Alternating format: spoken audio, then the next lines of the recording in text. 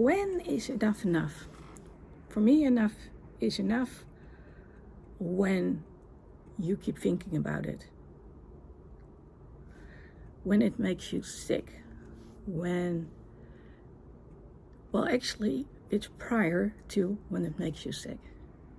So enough is enough when you know it's going to hurt you in the short term and in the long run. That's basically when enough is enough. And of course the question is, what can you do about it when enough is enough?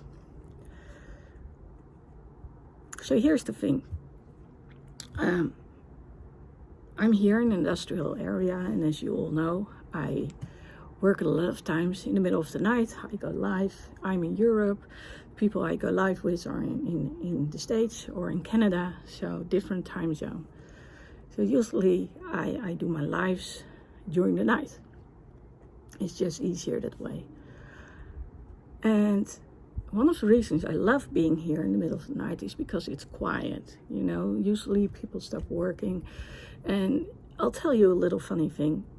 When people are actually making noise, like loud noises because of using a hammer or using a saw or all that stuff, I can handle that. Actually, it makes me smile to a degree. So industrial noise is no problem. And of course, people have parties here, especially on Saturday during the day, and fine by me too. It's predictable, and at some point it stops. But for a while now, I think like 4 or 5 weeks in a row now, multiple nights in a row, they start playing video games. And they do that 2 doors down on the other side of the building. And that's something I cannot handle that well. I've never been able to do so. When I want to go live, I need it to be a little bit quiet. And of course, when it's during the day, it's okay. But when it's like 1 or 2 at night, it's, there's no need for distraction and hearing a bass.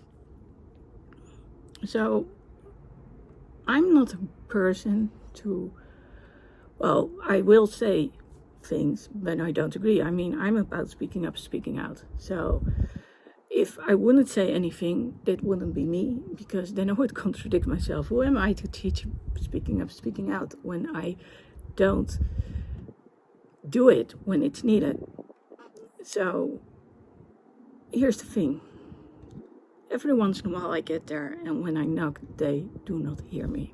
And that's happened a couple of times now. So yesterday I went there again, and this time I was watching a movie, and again, the bass was so loud that I couldn't hear the bass from my own movie. And I basically couldn't watch the movie because their music was going through my music, and I don't want to turn it up to, maximum volume. That doesn't make sense, it just doesn't. And besides, when it's really quiet in such a movie, then you still hear the bass from the other person. So here's the thing. I went there yesterday, I knocked on the windows. I said, please guys. Well, I wanted to, but they didn't respond because they couldn't hear it. So I went back, picked up my phone, went there again, started recording the walk. And I did so because I wanted to show them, see, this is what's happening. I can knock on the door and you do not hear me. Oh, by the time I got there, I could turn it off because the window was open. So I shut down the video, and that was it. So I talked to them, and earlier this week and the week before, we had a similar encounter.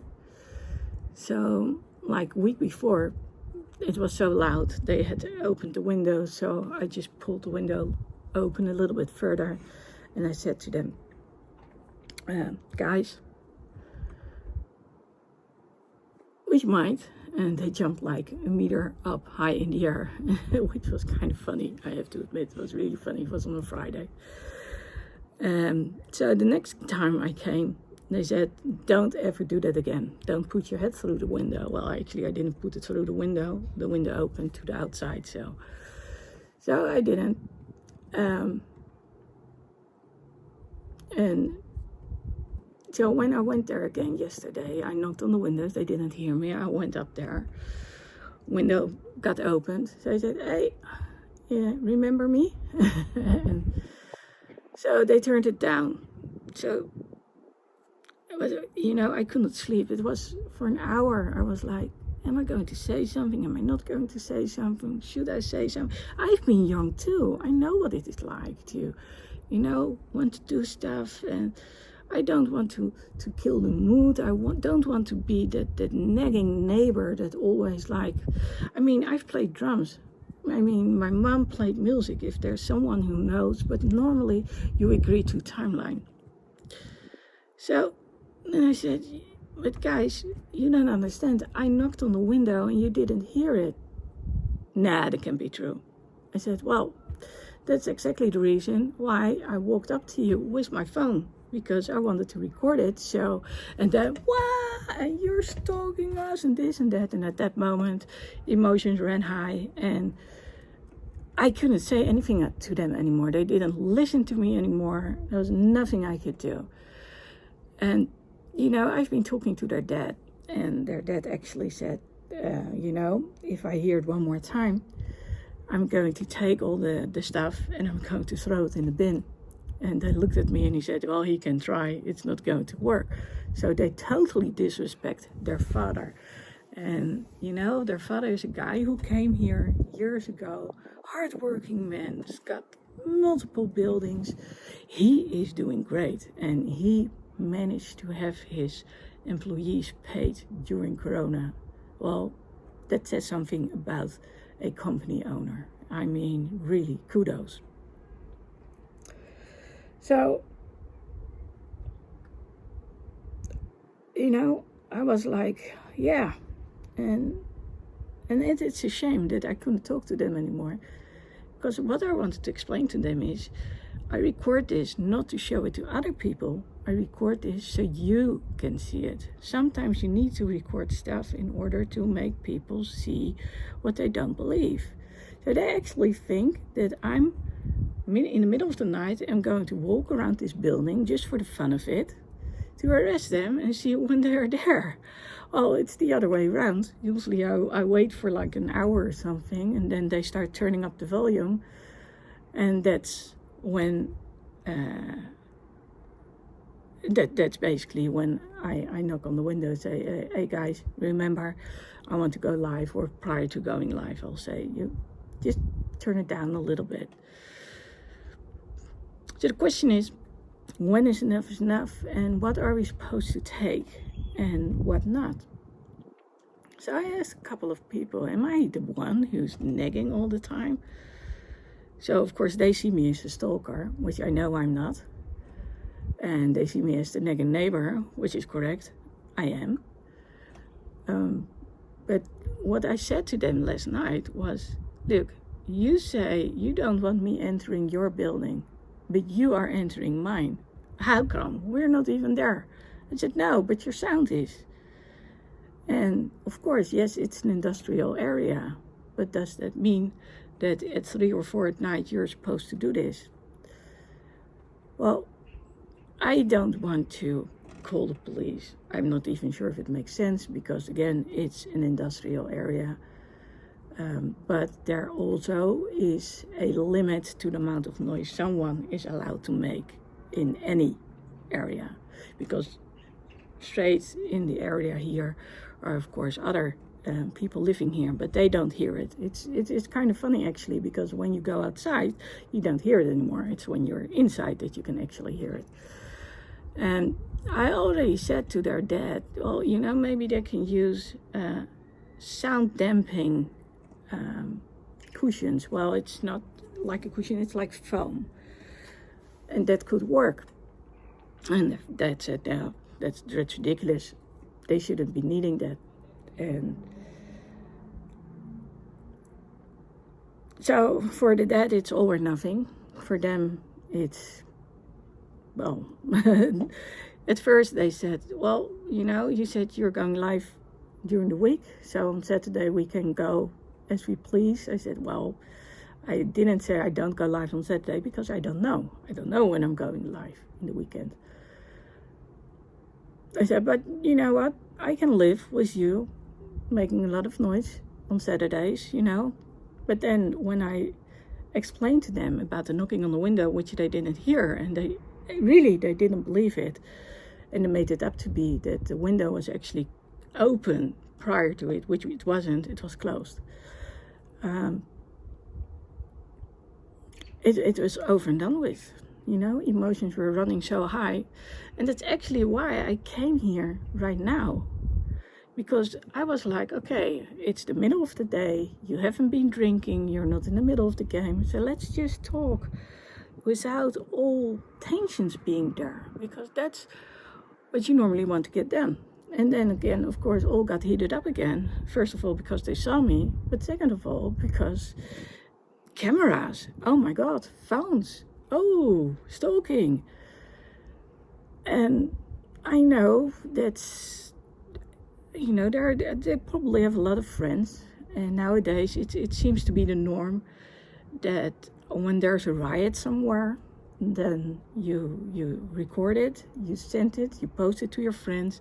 They all come there and they use their cameras. Well, actually, just like Black Lives Matter, you know, all that stuff. People record everything on their phone.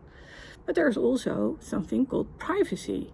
And I know that when it comes to privacy, you can't just post anything. And if someone knows it, it's me, simply because as a therapist and as a coach, we get imprinted what we can do and what we cannot do. But I've also learned that in order to make someone understand, they sometimes need to see it, they need to witness it. So you don't have to use it in order to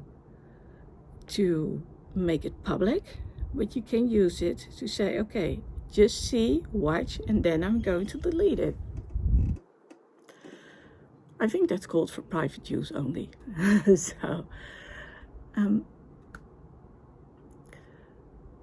So here's the thing, then what do you do next? And that's, well, you just go up the ladder, I suppose, so up the chain. In this case, I will be talking to the dad. I could have done it this morning, but I was just too tired to go and talk to him. I'll probably do it again next Sunday, or maybe I will call him if I can get the number. We are like a union over here, so we also discuss things like a union. And yeah. So I wonder, what would you have done and what do you do?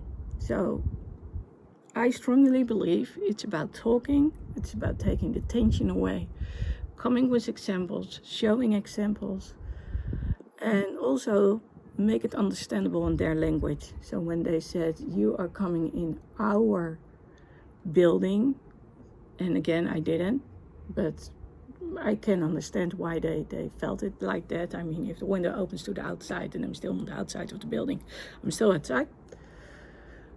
But I used it to say, but you are coming in my place. And that's the thing. It's like, why on earth would I really think I would be stalking them? Why would I do it? I mean, what's the fun in that? Why would I waste my energy on that? And again, and this is the other thing, look at it from different point of views. And that's what I'm doing. And I can understand that they're young, but they also need to learn about boundaries, what people can have and what they cannot have. And for me, it's easier to work here at the industrial area than it is at the house.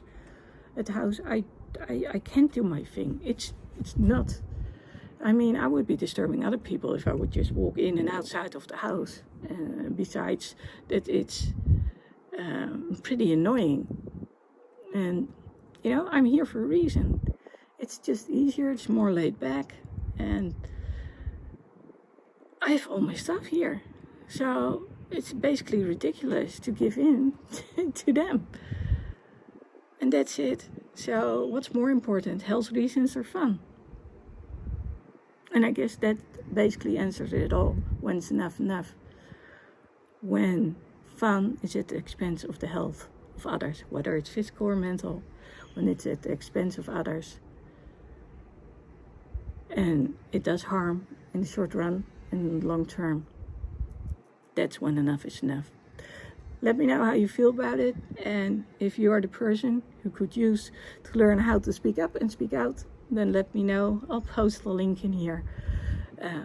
There's a free course, and you can just experience a little bit with what you need in order to do the same. And I'll be honest, it won't be easy. It's not like I had fun doing this, but I also know that if I don't, who am I to talk about all this stuff? And again, it does create some tension on my part.